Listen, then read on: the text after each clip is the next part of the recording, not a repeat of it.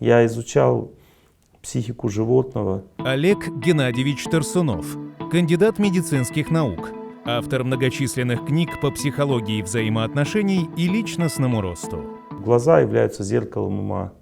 И я сделал много фотографий и смотрел глаза животного и глаза человека в состоянии алкогольного опьянения. И глаза человека в трезвом состоянии. Всегда, когда человек входит в состояние алкогольного опьянения, его глаза становятся похожими на глаза животного. Фактически люди становятся животными в человеческих телах. Люди склонны жить очень примитивно, то есть у них нет каких-то возвышенных интересов, каких-то целей. Они работа, дом, отдых. То есть вся жизнь строится по каким-то примитивным принципам, в которых нет внутренней жизни, отношений глубоких и так далее. Все это обкрадывает человека, лишает его счастья. А жизнь без счастья заставляет использовать стимуляторы.